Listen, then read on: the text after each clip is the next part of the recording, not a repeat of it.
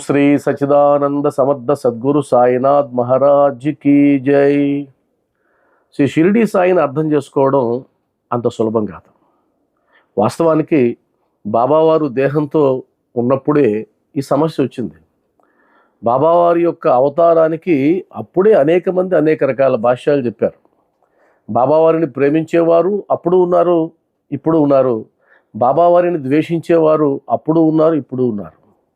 బాబావారిని కేవలం ఒక ఫకీర్గా భావించిన వాళ్ళు, టక్కుటమారాలు చేసేటువంటి ఒక బాబాగా భావించిన వాళ్ళు అప్పుడు ఉన్నారు. అది కూడా నేరుగా బాబా సమక్షంలోనే తమ అభిప్రాయాన్ని చెప్పిన వాళ్ళు కూడా ఉన్నారు. ఆ అభిప్రాయం మనసులో ఉండగానే బాబావారే గ్రహించి వారికి సమాధానం చెప్పిన సందర్భాలు కూడా మనకు బాబా యొక్క చరిత్రలో దొరుకుతాయి. కాబట్టి బాబావారిని మీరు సంపూర్ణంగా అర్థం చేసుకోవాలి అంటే కనుక, బాబావారి మార్గం నుంచి రాలిపోకుండా ఉండాలనుకుంటే కనుక, ఎందుకంటే రాలిపోవడం అన్నది ఎవరో ఒక వీడియో పెట్టినంత మాత్రాన్నే, లేదా ఇంకెవరో ఒక విషయాన్ని చెప్పినంత మాత్రాన్నే రాలిపోవడం అనేది జరగదు. బాబా నీ దగ్గరకు వచ్చిన వాళ్ళందరికీ అనుగ్రహం లభిస్తుందా, అందరూ నిన్ను అర్థం చేసుకోగలరా అన్నటువంటి బివి దేవ్ అనేటువంటి ఒక భక్తుడికి సమాధానంగా బాబావారు ఆనాడే చెప్పారు, కొంతమంది మామిడి పూతల్లాగా రాలిపోతారు అని. కేవలం కోరికల కోసం మాత్రమే బాబాను పట్టుకున్న వాళ్ళు, లేదు అందరూ గొలుస్తున్నారు కదా అని నేను కూడా గొలుస్తాను అనేవాళ్ళు ఖచ్చితంగా మామిడి పూతలాగా రాలిపోతారు బాబావారి ఉద్దేశంలో. అయితే ఎవరికి వారు అర్థం చేసుకోవాల్సింది ఏంటంటే, అసలు నేను సరైన మార్గంలోనే ఉన్నానా, నేను సరైనటువంటి మూర్తి యొక్క పాదాలు పట్టుకున్నానా, ఏదైనా సందేహం ఉందా, వాళ్ళు అలా అంటున్నారు వీళ్ళు ఇలా అంటున్నారు, నిజంగా అది అలానే ఉందా అని ఎవరికి వారు పరిశీలించుకునేటువంటి శక్తి సామర్థ్యాలు ఉన్నవారికి ఇబ్బంది లేదు. ఎవరో ఏదో చెప్పారని వారి మాటల మీద విశ్వాసం ఉన్నవారు ఎప్పుడైనా రాలిపోతారు. అలా రాలిపోతే ఆయనకు వచ్చిన నష్టం ఏంటి? లక్షలాది మంది ఆయన పాదాలు పట్టుకుంటే ఆయనకు వచ్చిన లాభం ఏంటి? పరమ పూర్ణ వైరాగ్యమూర్తి అయినటువంటి సాయినాథుడికి ఎవరు వచ్చినా సంబంధం లేదు, ఎవరు రాకపోయినా సంబంధం లేదు. ఆయన భక్తుడైతే గనక సప్త సముద్రాల అవతల ఉన్నా కూడా కాలికి దారం కట్టి లాగేస్తాడు. కాని పక్షంలో నువ్వు 24 గంటలు సాయి సాయి సాయి అంటున్నా కూడా మామిడి పూతలాగా రాలిపోతావు. కాబట్టి బాబావారిని అర్థం చేసుకోవడం అనేది అంత సులభం కాదు, చాలా క్లిష్టమైనటువంటి సమస్య. మరి దేని మీద ఆధారపడాలి, ఎవరి మీద ఆధారపడాలి? ఒక్కొక్కరు ఒక్కొక్క రకంగా చెప్తున్నారు అని అంటే, ఒక సామాన్య భక్తుడిగా నాకు అర్థమైంది మీకు చెప్తాను.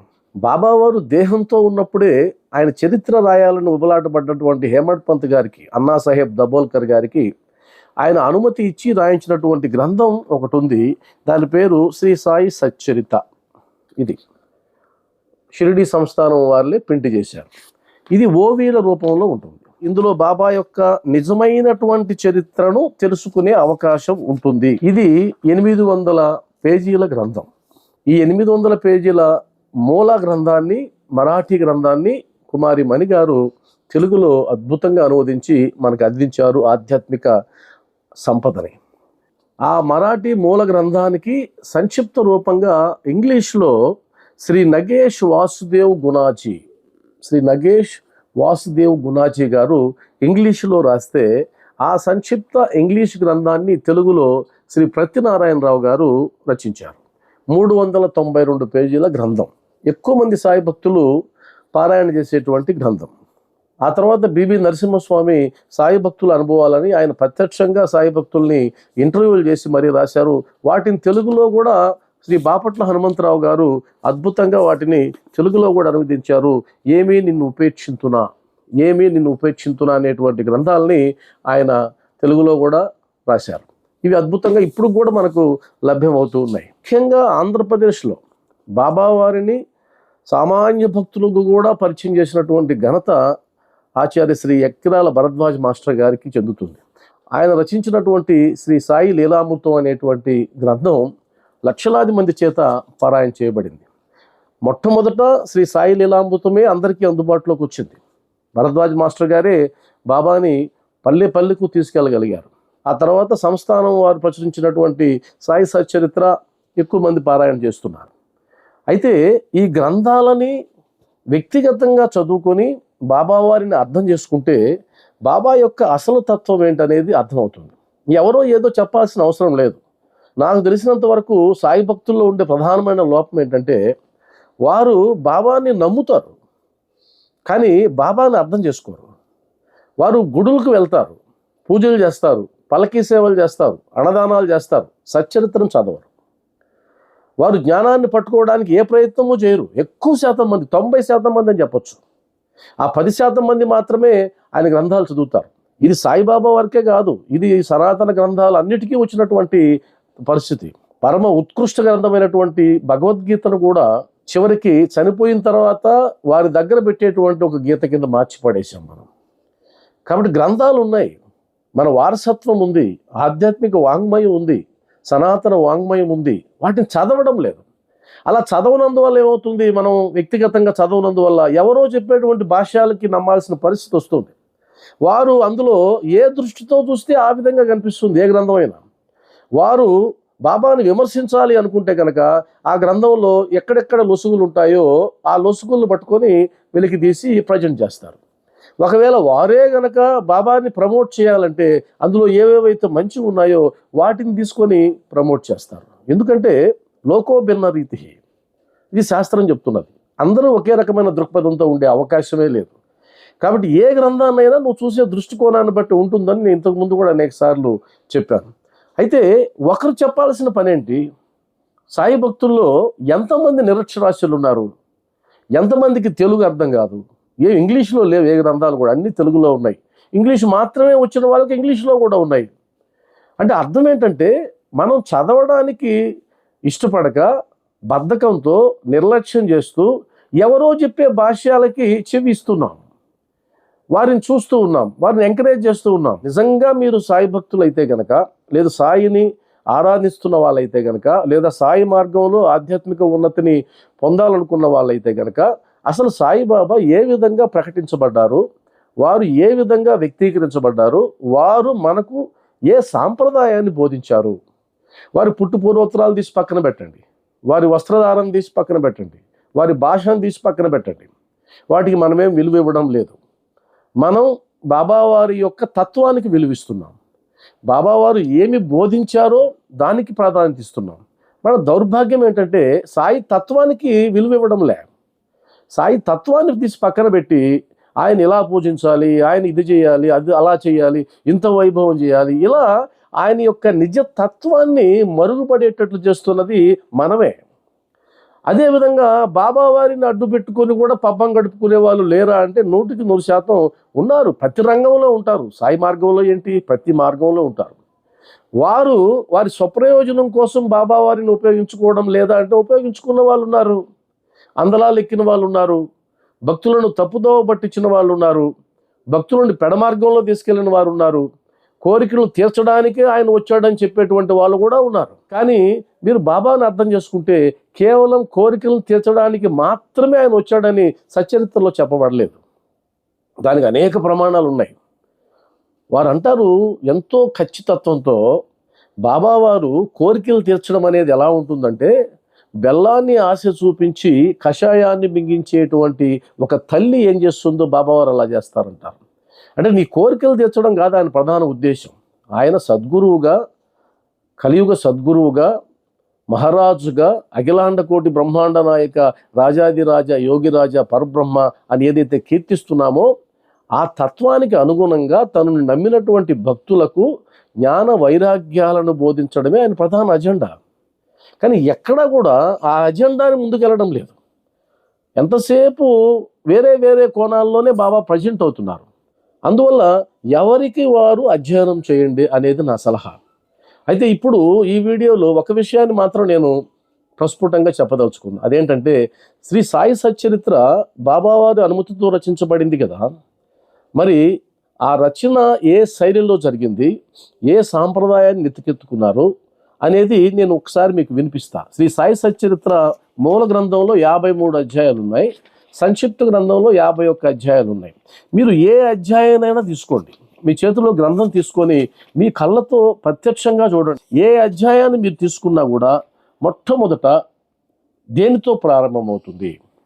శ్రీ గణేశాయ నమః, శ్రీ సరస్వత్యై నమః, శ్రీ గురుభ్యో నమః, శ్రీ కులదేవతాయై నమః, శ్రీ సీతారామచంద్రాభ్యాం నమః, శ్రీ సద్గురు సాయినాథాయ నమః.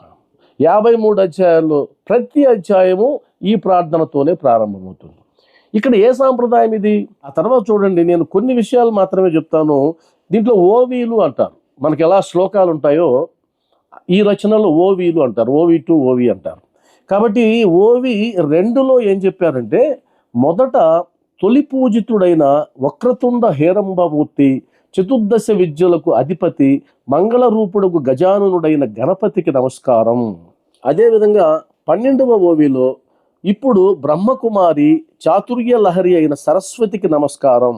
ఈమె నా జిహ్వను హంసగా చేసుకుని దానిపై ఆరూఢురాలగుగాక అని సరస్వతీదేవిని ఆయన స్మరించారు. ఆ తర్వాత 17వ ఓవిలో సృష్టి స్థితి లయకారకులు, సత్వ రజస్తమో గుణాకారులు, బ్రహ్మ విష్ణు మహేశ్వరులకు నమస్కారములు. ఆ తర్వాత 21వ ఓవిలో సకల జనుల దుఃఖాలను తొలగించే క్షీరసాగర నివాసి మా కులదైవమైన ఆదినారాయణునకు నమస్కారం. ఆ తర్వాత 25వ ఓవిలో ఇప్పుడు పూర్వజులైన గోత్రస్వామి భరద్వాజ ఋషీశ్వరునికి, ఋగ్వేద శాఖకు చెందిన ఆదిగౌడ బ్రాహ్మణులకు వందనం చేస్తాను.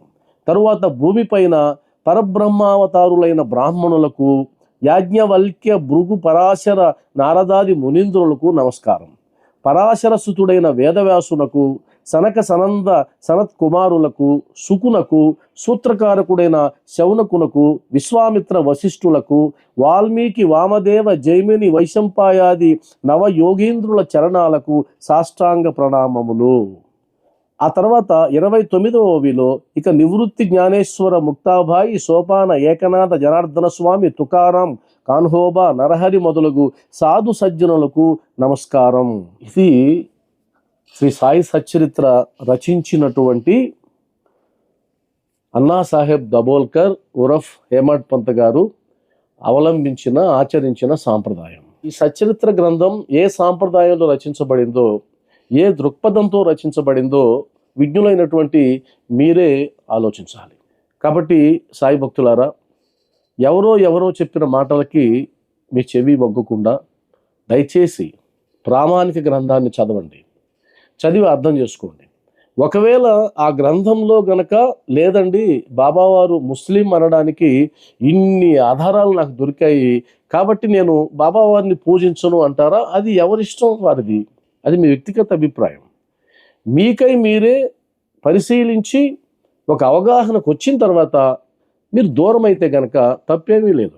నేనైతే ఒకటి నమ్ముతాను, నిజంగా బాబావారు పరబ్రహ్మ స్వరూపమైతే, నిజంగా దత్తావతార స్వరూపమైతే, నిజంగా ఆయనకు మహిమలు ఉంటే, నిజంగా ఆయన అందరి చేత పూజింపదగిన వాడైతే గనక మనమెవరు ఆయన దగ్గరికి భక్తుల్ని తోలడానికి, మనమెవరు ఆయన నుంచి భక్తుల్ని దూరం చేయడానికి? ఇది సాధ్యం కాదు, ఇది భ్రమ మాత్రమే. ఎందుకంటే ఎన్నో సంవత్సరాలు జరుగుతున్నాయి చర్చలు, కానీ ఎక్కడ బాబావారి గుడుల్లో పలుచనబడలేదు, ఎక్కడ షిరిడి సందర్శన చేసేటువంటి భక్తులు పలుచనబడలేదు. ఇది ఎవరికి వారు మానసిక తృప్తిని పొందడానికి చేసేటువంటి ప్రక్రియలే తప్ప మరొకటి కాదు. అందువల్ల నా రిక్వెస్ట్ ఏంటంటే, మీరు ఎవరి మాటలు నమ్మాల్సిన పని లేదు. సోషల్ మీడియాలో వచ్చేటువంటి ఏ ఒక్కరి మాటలు వినాల్సిన పని లేదు. మీకు భగవంతుడు ఆ జ్ఞానాన్ని ఇచ్చాడు, ఆ చదివేటువంటి శక్తిని ఇచ్చాడు. కాస్త బద్ధకాన్ని విడిచిపెట్టి కాస్త తెలుసుకోవాలనేటువంటి జిజ్ఞాసతో శ్రీ సాయి సచ్చరిత్రను పరిశీలించండి, శ్రీ సాయి లీలామృతాన్ని పరిశీలించండి, బివి నరసింహస్వామి రాసినటువంటి ఆ అనుభవాలను పరిశీలించండి. అదేవిధంగా సత్య చరిత్రను కూడా పరిశీలించండి. మీకు బాబావారు ఎవరో, ఆయన తత్వం ఏంటో ప్రస్ఫుటంగా తెలుస్తుంది. ఎవరి మీద మీరు ఆధారపడాల్సిన పని లేదు అని తెలియజేస్తూ, ఓం శ్రీ సచ్చిదానంద సమర్థ సద్గురు సాయినాథ్ మహారాజ్ కీ జై.